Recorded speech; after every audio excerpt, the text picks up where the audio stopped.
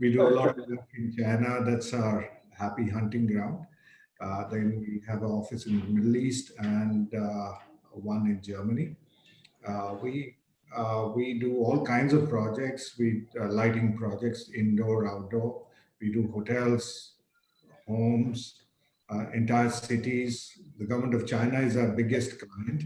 So for them, we do cities, we do parks, we do heritage monuments.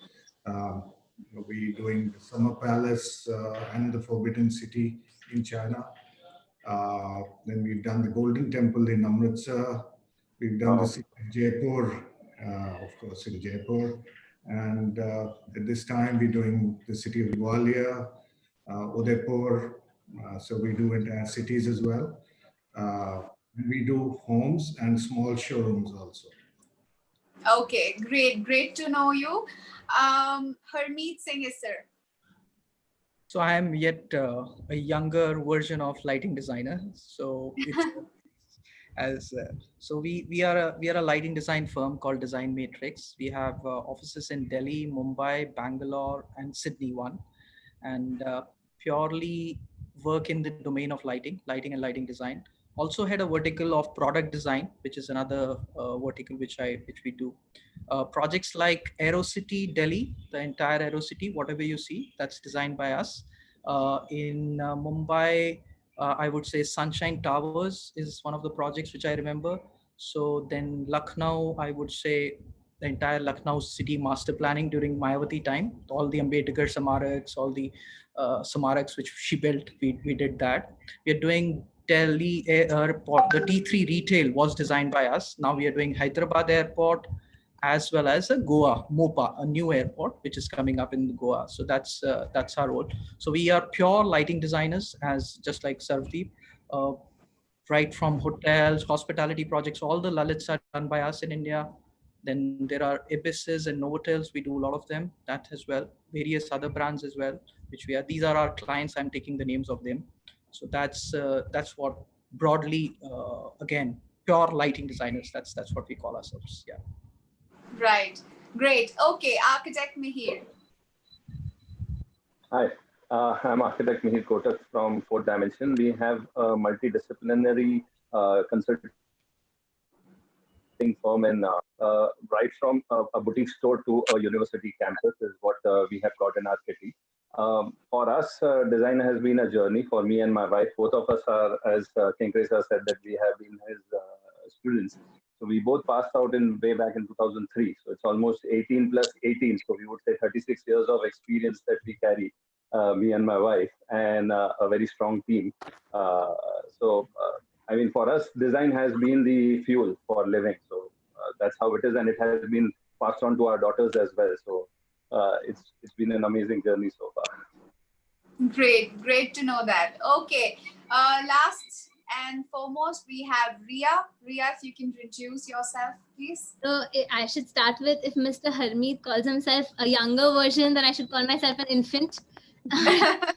Lighting design. But so I started my journey just a couple of years back. Basically, we are into luxury lighting and installations. We create lighting sculptures for spaces. So far, we've worked with architects and designers like Reza Kabul, Suzanne Khan, and so on. We've done hotels like Taj. So, for example, we do the lighting installation for the facade of the hotel. So it's like 35 feet installation, made with different material and lit up. We've also worked with celebrities like Hrithik Roshan, etc. Now we're also starting to do projects internationally in Florida. So that's been our journey so far. Great.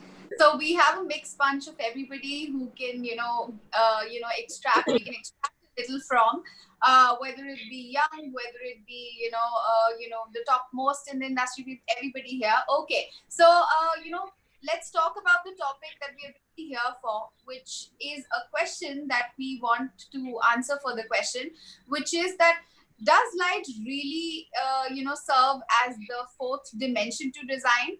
And we have architects here answering that for us, and we have lighting consultants to answer that for us. So, we've always, thought about light as designers, but most of us don't put a thought into how much light can affect us. It's not just about human psychology, but also the aesthetics of our built environment and also the functional regime of our buildings, right? And the projects that we do. So I want this answer. Like, I have a specific question which I want each one of us to answer, like each one of you to answer, which is, can you define light for me and tell me that does it really serve as the fourth dimension to design? We will go in the same order for this one. Let's start with Nilesh and Bhavya. Shall I or you? Yeah, you take, I'll take it up after that. So lighting, of course, indeed, lighting in any kind of project, be it, any, right from motion picture to photography to architecture to any kind of art form or what performing arts or whatever, lighting is extremely important even in architecture as well as in interior. We'll give you a simple example. Like if you go to a pub, nightclub, even if you're drunk with the same songs, I put you in a room with tube lights on and ask you to dance, you will not dance, right? So the moment these lights are switched on, pub, it creates a different, kind of a feel altogether. So lighting definitely adds on, even if you have everything the same, minus the lighting, is not going to be. Plus lighting, one has to know lighting, how to use lighting, how to highlight the things, as we all know, whether it's a functional lighting, whether it's ambient lighting or whatever it is, and usage of light. Unfortunately, a lot of people look at light as, as only gimmicks and colorful and all that, not understanding. But lighting definitely is a fourth dimension to the design, according to me. See, for me, it's like that. And here we are sitting with industry experts. So, actually talking about lighting is like, it's a huge field actually in itself. But definitely, I feel I am a big fan of, even natural lighting. Give me some lovely sunshine, lovely shadows. And that makes, for a great look. But apart from that, we have beautiful artificial lighting, which all of us are into. And that obviously adds drama and life to all our projects. Yes. Right. Okay. Thank you for that insight. Let's move on to Mr. Basur. If you can just guide us through how do you define light, and does it really serve as the fourth dimension to design?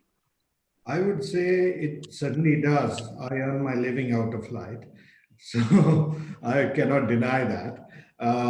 In my experience, it enhances architecture. It takes the architecture to the next level from good to outstanding. That's what it does. And many architecture structures, which most people do not notice during the day, they see that and then they admire them during the night. I'll give you an example too. We did some monuments in Delhi in 2010, and these were about 20 odd monuments for ASI. And a lot of people actually came back to us and said that we did not even know that these buildings existed, and they would pass by them every day. So during the night, they became noticeable and people started admiring those monuments, and they're such beautiful works of architecture. My first project as an independent lighting designer was the Sydney Opera House, which became famous for its lighting first and then for its architecture. In Wow. 1989, when I did that, we completed that project in 91, but it became really famous because that was the first facade lit up in Asia Pacific, and it became popular for its lighting first, and then the architecture also was outstanding. One can't deny that. So it does, lighting does serve a very important part to architecture and to interior spaces. Right. I totally agree that there are certain design forms that are lit up by light and they are held up by light. That is a great feed. Okay. Let's move on to Mr. Isser. Let's have something from you on this. It was very well said by Mr. Basur as well. So lighting for me is I treat it like a veil. So what happens is I can hide what I don't want to show, and I can show off what I want to show, and specifically in dark. That's a very interesting character of light. So you can transform spaces in the evening, what you see in the night. So it's another way of looking at it. So you what you see in the daytimes, and of course, beautifully sunlight itself does it a lot of drama to it, and we get a chance to light it in the evening time when there is not a sunlight there. So that's specifically for the facades and when we talk about. So it's a very interesting medium.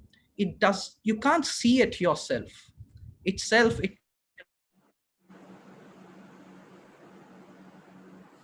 cannot be seen. Light when it is falling on something. That's the beautiful character of lighting. So having said, uh, it's definitely brings in that fourth dimension of everything, because what is going to happen is, if there is, it's not there, probably you are unable to see it, or you are seeing it in a different light.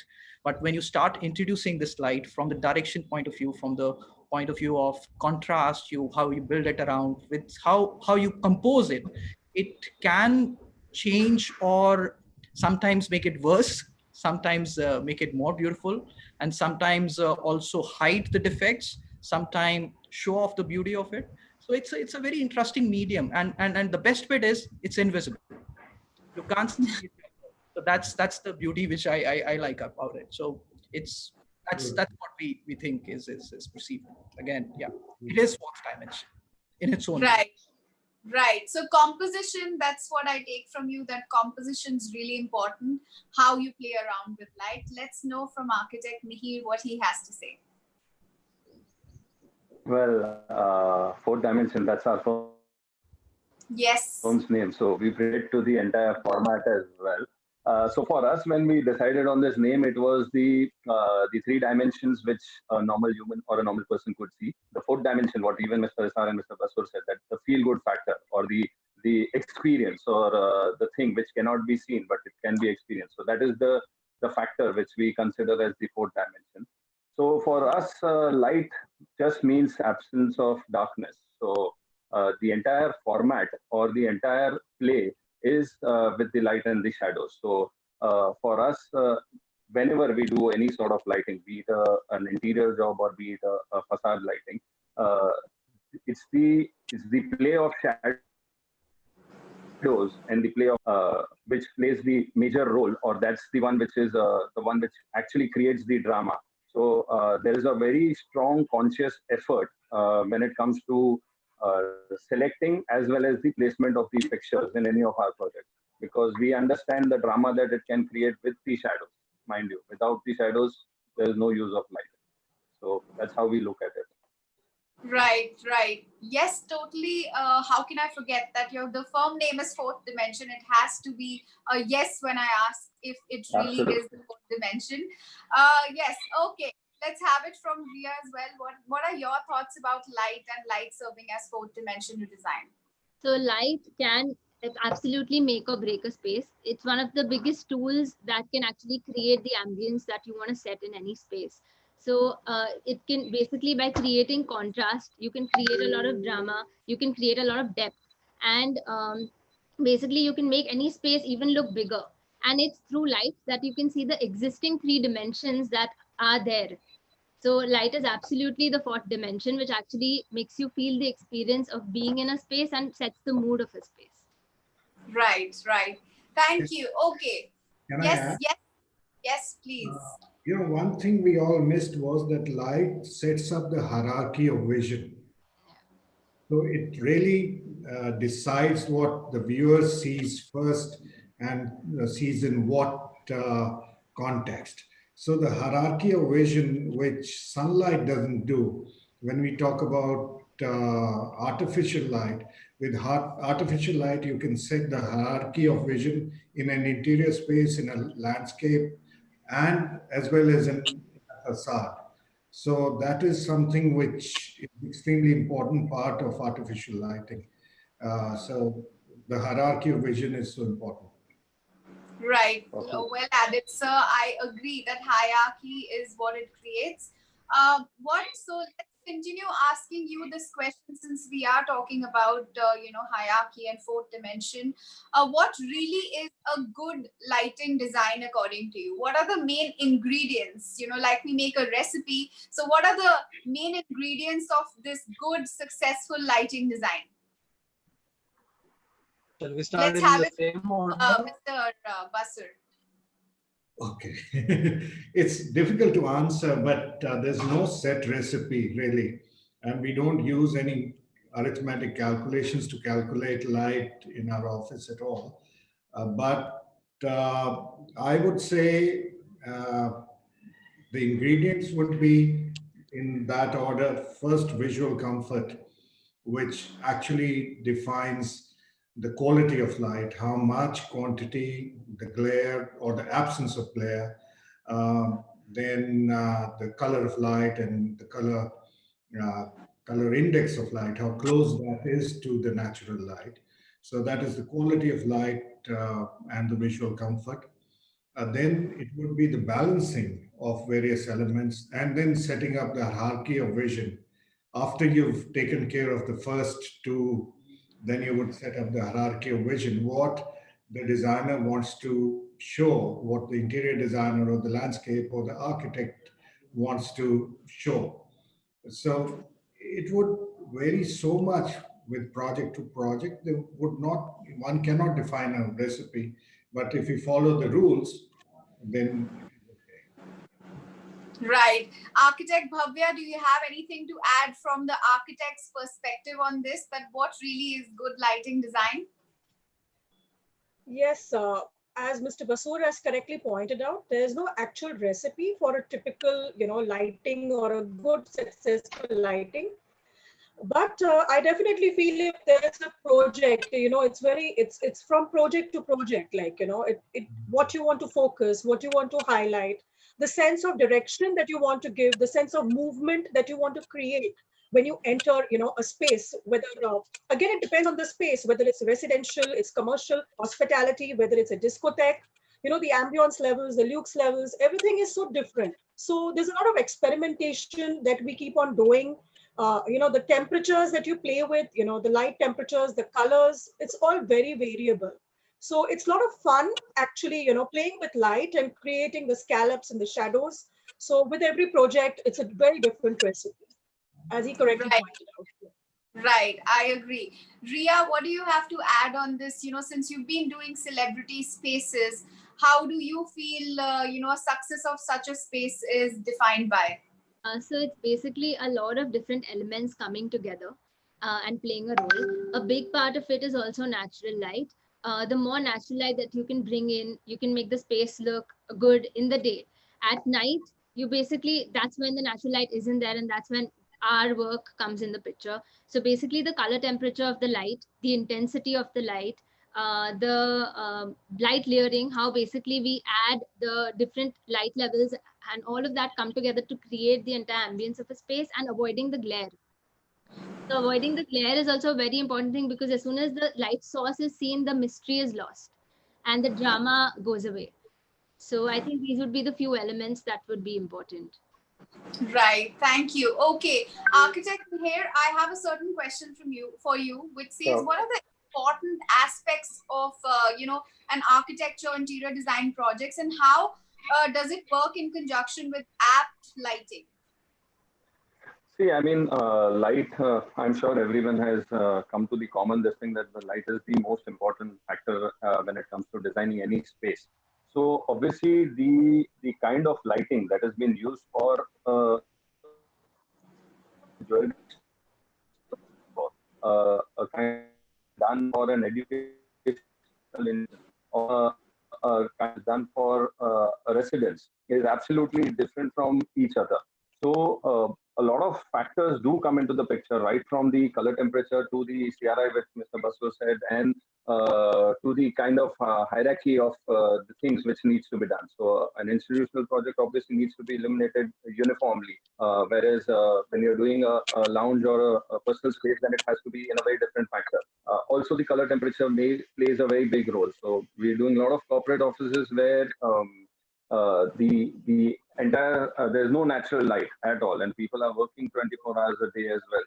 So there are shifts where people are working. So there is a lot of automation which has come in where the lights are tunable to the cardinal cycle, where the entire color temperature is altered. So it's very, very specific project to project, I would say. So we take it as it comes. Right. Okay. So since we are talking about how light adds to an interior design project, I would want to know from Mr. Istar, how are these lumens calculated when we talk about new luminaires and we talk about these complicated, complex terms, which probably a certain set of architect needs your help in? How do you calculate these, and how do you really know that this is the apt amount of light required for a space? So you're asking a wrong guy. Uh, anyways, Okay. but the thing is, first of all, there is a lumens and a lux. Lumens is the total energy or in terms of light which comes out of a fixture, and lux is what you get on your required plane. These are the matrices which are used as a technology, as a analytics, as a bits of it. Lux level is a most commonly used term for all of us to exactly evaluate how much light we need. There are standards, there are bits of it, everything is available. But again, nothing replaces eye. You need to also get into the context of what space you are building, and what time of the day you are planning, what direction you are sitting. All that is a valid fact which has to be brought into it. Those are very polite recommendations which have been said, or by various people put together as a standard. They've sometimes, a lot of engineering teams fight with us on to those numbers, but the truth is, if you go in a while, you will see all that is going to go away, because that the new research also says that your eye doesn't see lux levels, and that is a measuring technique. So having said a lot, more important is the contrast, how you let your eye adapt, how you let your eye feel comfortable. I remember watching a very interesting, in fact, I was part of that conference, and Kit Carter, almost about 70 years, 80 years of lighting design experience. He brings in a standard which was published 50 years back, and it said reading 20 lux. And then he showed us it was 2010 standard reading 500 lux. So the question here it was that what has happened? So to our eyes, the DNA doesn't change, the eyesight, we don't evolve that fast. So what is wrong in that? That was a discussion. And that is when also it was talked about how the standard has to be corrected. And first of all, we can see very well in a moonlight. It's a very, very, very dim light. So it's all context in how your eye is a fantastic, one of the best world's camera, which every camera is wanting to ape. Okay. So we need to understand it is too good. It can adapt to a half a lux, 1 lux, 2 lux, 3 lux, 4 lux.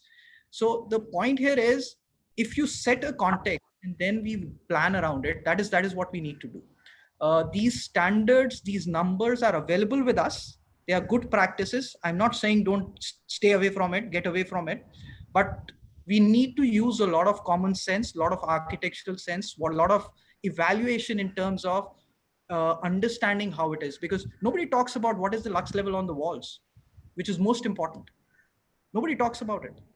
So having said, this is one plane.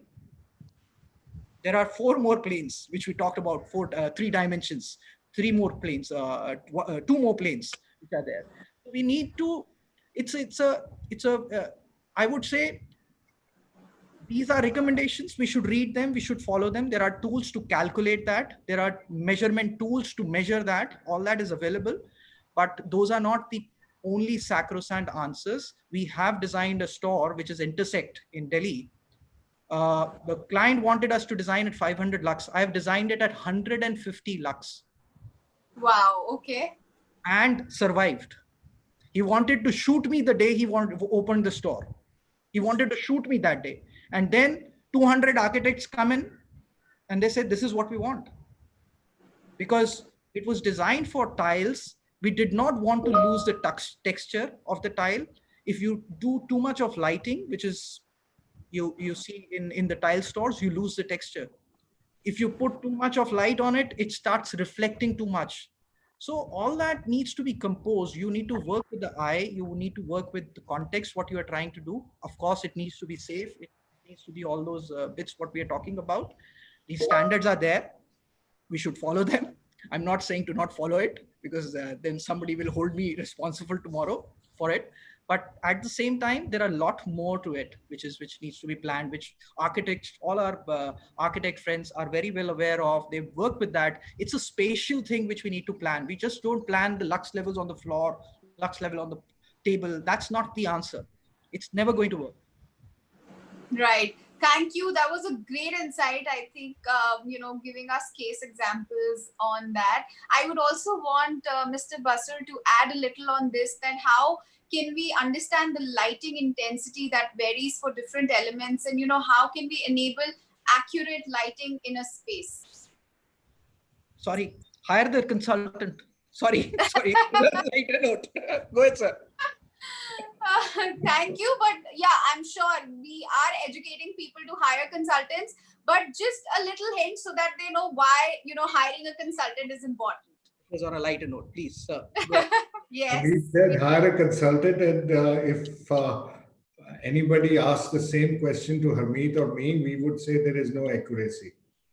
There's nothing accurate about what is required.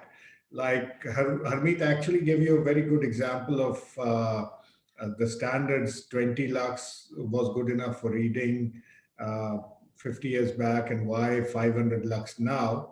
I'll give you another example. My grandmother used to read novels to us, stories to us. She was much beyond 60 then, and we used to live in the hills, and most of the times we would not have electricity. So she would read in the moonlight, read stories to us in the moonlight, and the print was not too big. And she used to manage, and that would be, say, 1 lux or 1.5 lux. So that was also good enough. So there is no standard. Like Harmeet said, your eye is the judge. And I actually fight with a lot of standards myself, especially in hotels where we are asked to do a fine dining restaurant with 200 lux. That is Harmeet must be aware, that is the Marriott standard. So 200 lux.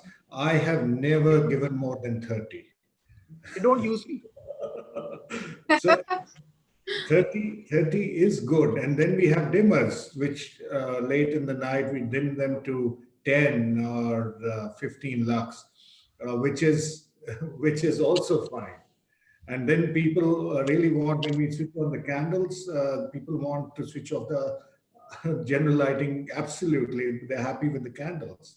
And and when we talk about candle lights in a fine dining restaurant, it would be less than a lux on the floor. And then it's still comfortable for people.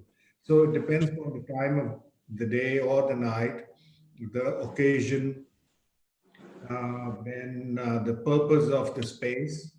Of course, banquets which are crowded. In hospitality, they're the best lit in terms of illumination. We go right up to 300 lux there.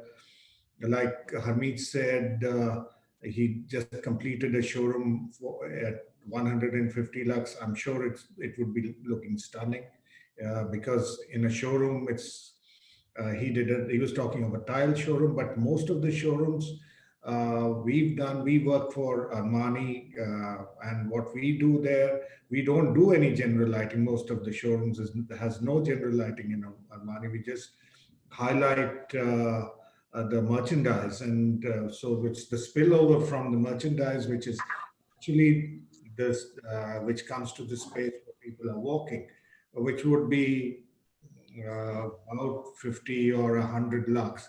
So That is how things really work. So I will go with Harmeet and give him my 100% vote that I is the best judge. Right. That's a great takeaway, that I is the best judge. Let's know from the architects we have here. Let's start with architect Nilesh to know that how can we create illusion with light? Since you've been creating spaces, I would want to know from you that how do you create illusion of space? Since probably you've been working on spaces with a small capacity and to a larger space as well. So how do you manage that out? See, I would like to take it up from your previous question, when you spoke Sure. about, yeah. Now, at least for me, I don't believe in any calculation. I don't believe in any set formulas. I don't believe in any standards, because, like design, how can you even standardize a design? I mean, something that you look at today as a comfortable or whatever accepted design, 50 years back, it was radically different. And now with the trend changing after 2 years, 3 years, it will be radically different again. I'll give you a simple example, like in a lounge, okay, or a nightclub, or say a bar. You have an early customer coming in at 6 o'clock. Now, what kind of customer you are going to get? Say, even if I go at 6 o'clock myself, I will go with my friend, where we want to talk, discuss maybe our business meetings or something. So the lighting that I want, it's after work meeting. So the lighting I need at that time is different. Music level I want at that time is different, because I want to talk to him. I mean, at 6 o'clock you put colored light and you blast the music. I will say, boss, I mean, this is ridiculous. Then post 8 o'clock you'll get family crowd. So suppose I go with my family, I would want different kind of lighting where I want to talk to my family. Again, music level will be different. I don't want too harsh, which maybe I wanted at 6 o'clock because I wanted to discuss my drawing. And then after family, suppose I go at 11 with my friends, then I may want little louder sound. I may want different lights. And suppose like in Mumbai, if you go after 12, I'm slosh and I would want totally dark and music to be blasting. So, I mean, how do you generalize even a given space? When you said ideal lighting for a project, it's not even for a project. It's person to person, it's time to time, it's a mood, it's everything, right? So you can generalize Right. that this lighting is good for a project or whatever. The same lighting for a project which was ideal at 6 o'clock may not be the ideal lighting at 9 o'clock, and the same thing Exactly. may not be ideal at 12 o'clock. So one has to think a lot in depth. You have to put yourself in the shoes of user. I'll give you another example. When we started, I mean, way back in '93, I started my practice, and then Bhave joined later on. Initially, we did not even have so many fittings which we have available today. I mean, we are taking things for granted, and we are talking about so many things. Imagine, I mean, we had done a nightclub in early '90s. We had used tube lights and cellophane paper to wrap those tube lights because those colored lights were not available. If they're available, we were not aware of it. We did not know how to source. There was no internet. There were no books. There was no exposure. There was no trend of going abroad and picking the things up. There was no dimming facility. There was no dimmer. No What you dimmer. have today. There was no dimmer. We couldn't dim. So we No could. timers, nothing, no technology. So we used to use neon lights, but neon light again problem. They used to have that big transformer kind of a thing, and if anything goes wrong, entire building used to give away shock. So that was a scary thing. So we used to use cellophane paper and create our own kind of lighting and mix and match. And the height of I'm sure all of these people would be knowing, height of nightclub lighting those days was UV light. Where you dim the lights and then your teeth sparkle or your eyes sparkle. So see, it's very relative kind of a question. It changes from time, it changes from mood, it changes from user. That's why even in the restaurant, we have different kind of sitting for stags, we have different kind of sitting for couples, we have different Right. kind of sitting for family. So it's very difficult to generalize. I mean, I will not apply any kind of calculations. I mean, facade light is fine. Okay, you want to highlight facade, fine, that's okay. But in a restaurant, in any interior kind of a space, I'll give you an example. We have designed a gym at South Mumbai, which is the poshest area of Mumbai, where you have all rich people staying and all. And we did a very different kind of lighting. So initially, even people from the highest earning group of Mumbai, who are exposure level is pretty high, they were complaining, "Ke light kuch ajeeb hai, lounge lagta hai, ye lagta hai, wo lagta hai." So client also was a little paranoid initially. He's saying, "Are we right? Are we correct?" I said, just keep quiet, let it grow on them, because they are not used to. I mean, for you, if you are used to seeing gym in a particular kind of a lighting and particular kind of ambience, it's going to be a shock value to you. So let it grow on them. If you're confident, keep quiet. And then after 15-20 days, people started loving it. And then eventually that gym won an award of top 10 gyms in the world, not even in India, in the world. So I'm sure we Interesting. were right with the lighting. And it's something that you hated, in the first week of opening of the gym, you are loving it now, and you have who's who coming to gym. So I mean, I will not never generalize. I mean, for me, it's a learning experience. It's you have to be in a user's shoes, lot of experimentation, even to a great extent, even your equipments, like as I said, LED lights. I mean, they are like such a big boon. Even your those strip lights, edge lights, bending, whatever. You could not bend tube light. Tube light at every 4 feet, you had to give a joint.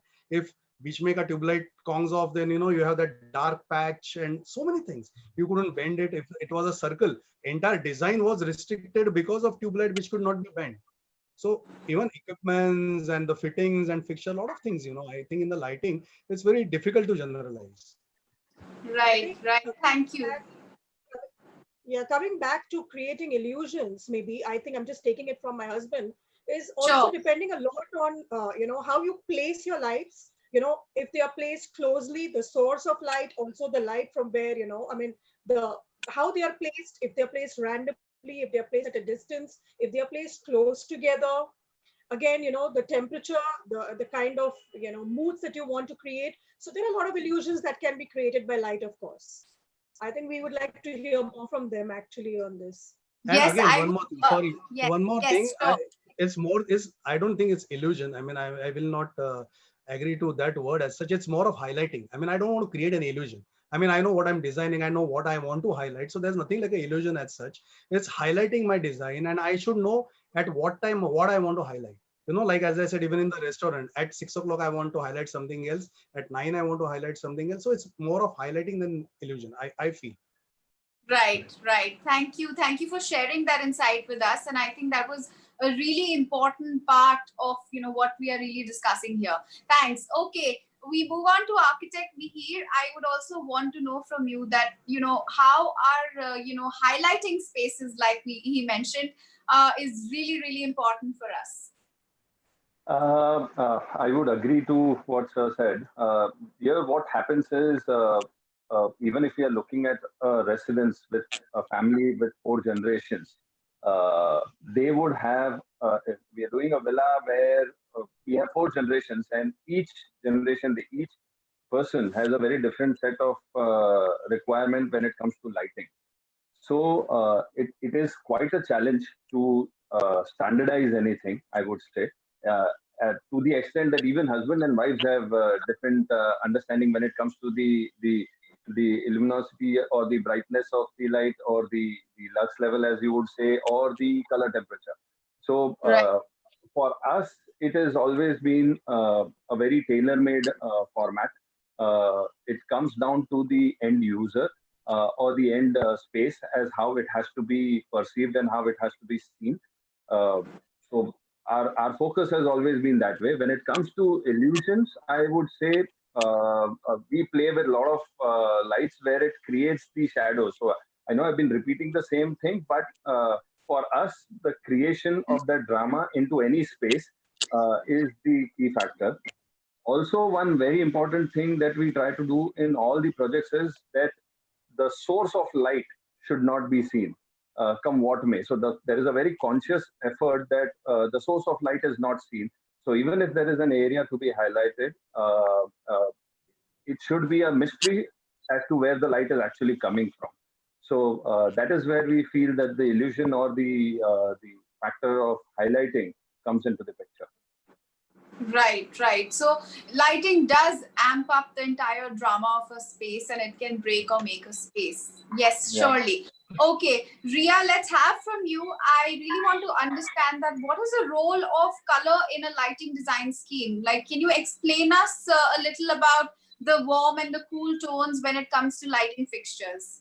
Sure. So color basically has a great impact on the mood of the space. It helps set the ambience. For example, if you're working in an office, you will use more towards the coolish tones of light. So it will be like a white neutral light or like a bluish hue to the white light, because this basically reduces the production of melatonin, the hormone in your body, which the hormone actually puts you to sleep. So by kind of stopping the production of this hormone, it acts like coffee. That's why it makes you really alert in that space. Versus if you want to create a space which is cozy and comfortable, you'll use warmer hues, and that will make you feel more relaxed. So the whole cycle of our body is impacted by the lighting as well.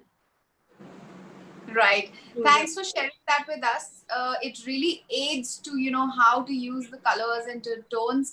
I would want to know from yes, that's what I was coming to you. If you have something to add to this, it'll be great, Mr. Isar. So the facts are well said, Reha. What she's mentioned is another debate, and which we are going in very strongly as a lighting designer's responsibility. Do we really want to be responsible for changing the melatonin levels for the people, or changing the circadian rhythm of the people? Not really.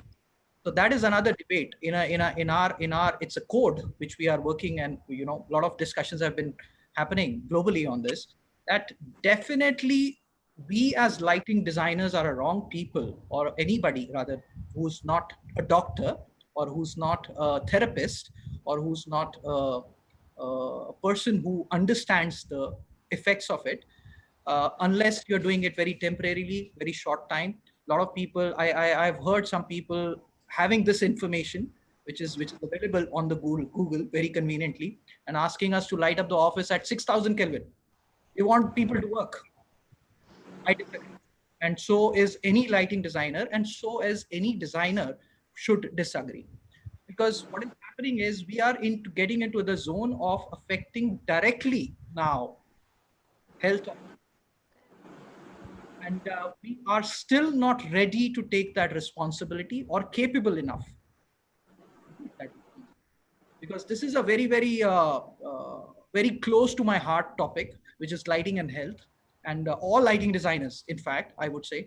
But at the same time, we also carry this responsibility. Like when we are designing, I have been fighting with Google. I'm designing Google office in Delhi, one of the most premium offices in Delhi, which is coming from Google, where we have adopted the circadian rhythm lighting system, which is very crisply simple, and anybody would connect to it. Any architect knows this. Everybody knows it. I don't know why people don't follow it. When we go to the end of the shift, or no, I should not say shift, as the sun goes down, we need to reduce the lighting level as well as color temperature of the light. If we can achieve this, you are actually asking people to go home and sleep. That's what we are trying to improve, that because sleep is very important for you. This enables, it's a very simple function. We have, this is given to us already, and some enough doctors, enough medical specialists, enough researchers have established this works. And probably it was never needed to establish, because we all knew when sun sets we start going to sleep, and it gets orangish or reddish and warmer. So that is given. So one thing which Meher also mentioned, and Mr. Kare also mentioned very clearly, that there is no fixed rule and fixed lighting for any space, specifically for offices and working spaces. We need to have to adapt slowly to the sunset, so that we go and sleep. That is what we should enable. We should help them to do that. One is getting the efficiency. I've heard a lot of call centers talking about we should go 6,000 Kelvin, 7,000 Kelvin. We should give a lot of blue to the people.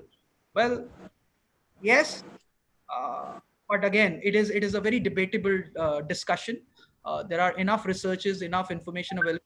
Also, at the same time, we need to be all responsible towards it, because we are not trained in any way be able to advise medically or try and change medical parameters of any human being, or that matter any life. So we should stick to a little bit of, you use this information very carefully.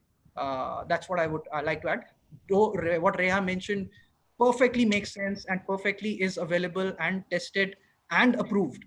But at the same time, we all need to have a little bit of responsibility attached. I didn't want to leave it open at that and tell everybody this. That's it. Right. Yes, architect Mary. I would agree to what Asar says, because I work almost 15 hours a day, and my chamber unfortunately does not have natural light, because we got into a larger space and I had to move into that section. I working for 7 hours, 100% focused in warm white in 3000 Kelvin. So I even though we design places with the lighting format and the cycles and the rhythms and all, but I personally feel that it is up to the individual and it is up to the personal comfort what an individual looks at and how he works. So for me, it just works fine. That's how it is for us. Right. So, we are all coming to a conclusion that the language of light is really, really important, how we function in our everyday life. I would want to know from Mr. Basu, have him with us, that how much is energy important in such situations? Because, reduction of energy is something that has come to us designers and lighting consultants, that how can we do that when it comes to the current scenario and the current world? How can we reduce energy and ensure lights whenever that we need them? You asked absolutely the wrong person. Okay. Extravagant as far as energy is concerned in light. I still Okay. use halogens. I still use incandescent. But Okay. to answer your question, the best way to save energy is to switch off the light. And there's nothing better than darkness. So, and I would say that in the segment where we work, we are into the beautification with the light segment. We do not give a priority to energy, but having said that, one should, and but there's always a balance which one needs to strike between aesthetics and energy. I'll give you an example. We could do a bedroom with 30 watt of LED, one LED downlighter in 4000 Kelvin, and that would do the trick.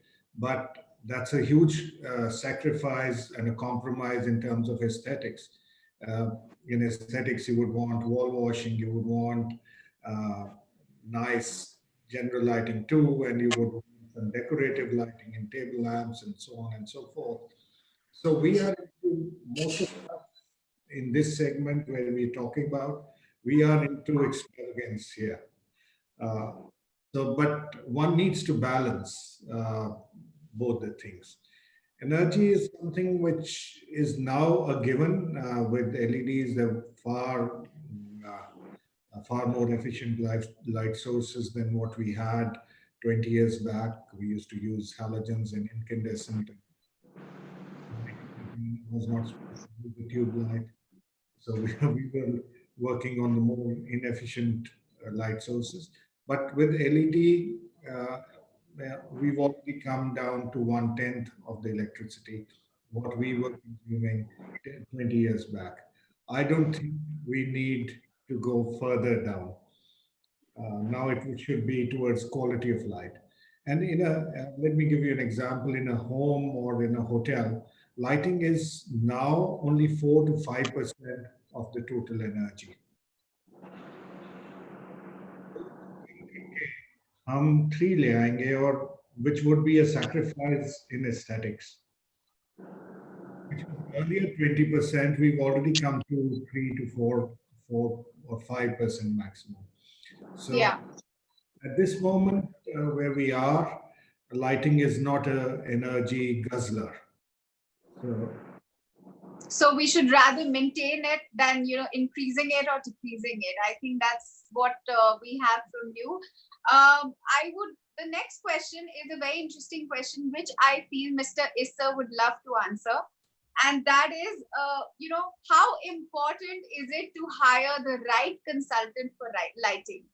And how important is it to hire a lighting consultant in a design project? This is for all the audience who's watching us who are into architecture and design. Go on, Harmeet, market us. First of all, to start with, we don't do anything else what architects or interior designers haven't been doing all their life. Let me put it very, very crisply. It's not. We just want to take away the burden from you guys. That's what the idea is. We want you to let you do more design and use more light creatively. See, lighting is a creative subject, right and left brain activity. definitely we are here to add both side values, but at the same time we want people to, I sometimes say, think fearlessly on lighting. Don't worry about the lux level. If you have me and Vasoor Saab, we will work it out. We will figure out the standards. We will figure out all that bit, which is a little more. And sometimes we will be able to develop and build with you something which is way different than what you have thought and we have thought. That is what we are here for. One of the aspects which is a very important role for us. Of course we need to look at the some givens which we have been talking about, all of us, which is glare, which is visual comfort, vertical illuminance, all that bit. Some of it is a very subjective, you don't see by seeing a fixture. When you start installing 10 of them, 15 of them, then you start seeing that. So that is what we can preempt, because we don't do anything else. That's what our role is. We always look into these things very often together, separate, many with another thing. That is what our role is. That is what we do.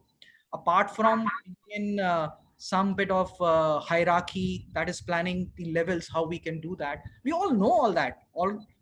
Who can tell an architect, I want to see this wall first, and then the next wall, and then that pillar behind in that jharoka which you saw. So it's already composed by him. He's already done that, lived it on the drawings first. Yeah. Come in is just get that planning done for you, as well as sometimes add a cherry to it as well, by maybe let's not do it this last element, we do uplighting then a downlighting, or maybe we try and direction another direction aspect of it, a fourth layer what we are talking about. So that's what a lighting designer is supposed to do with you. So we follow the clues from the lead design team, and that's what we take it slowly and take the projects towards them, probably to exactly or better quality of what they had thought of. So that is what our role is. So lighting, uh, as I said, it cannot be seen. I cannot make lighting to be seen by itself unless and only there is a surface you have created or a layer you have created, which I start lighting it up.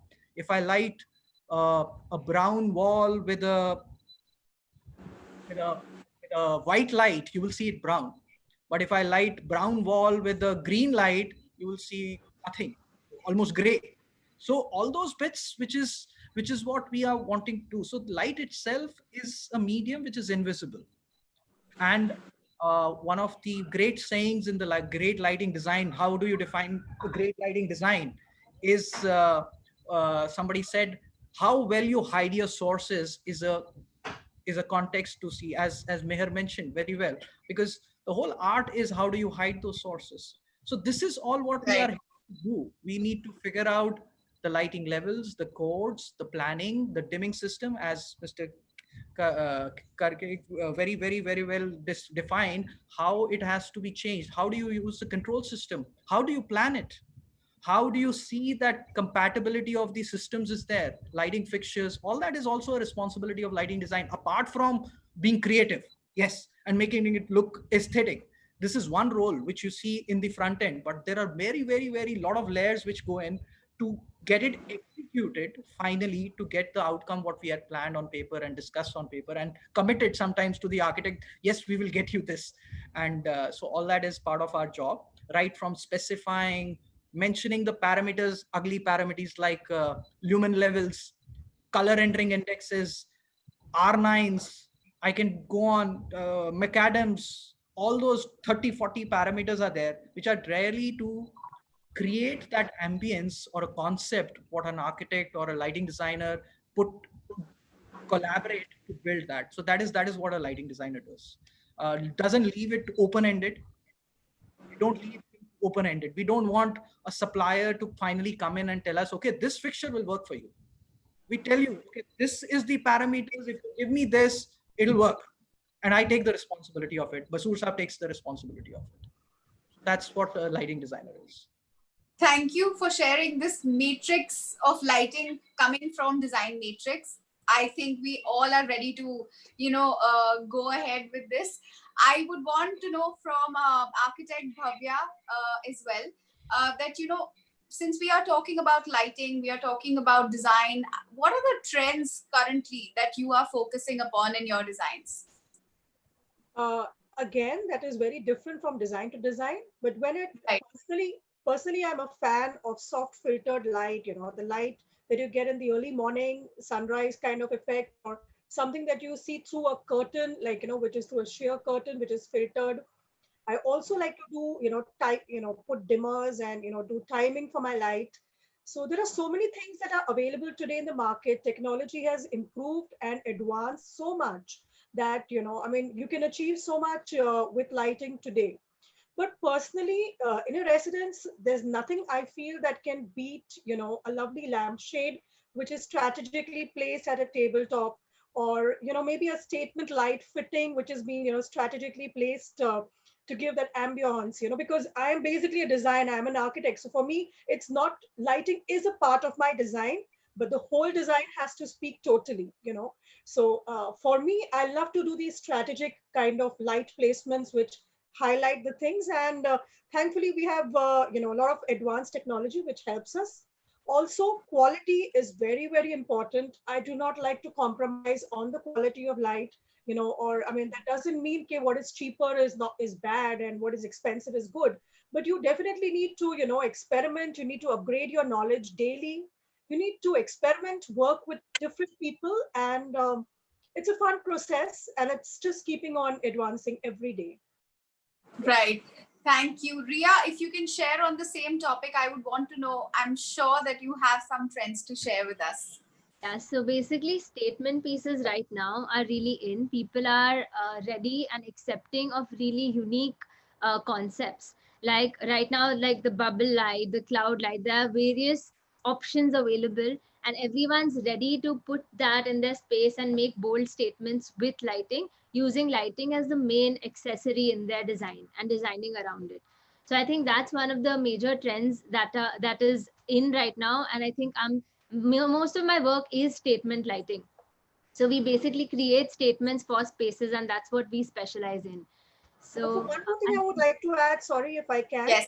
the kind of light which comes from the source, like, if it's coming from a glass, if it's like a transparent glass, or if it's a frosted glass, it's a colored glass, it all depends. The lighting quality changes, the color of the light changes, the whole effect changes. So the source is so very, very important.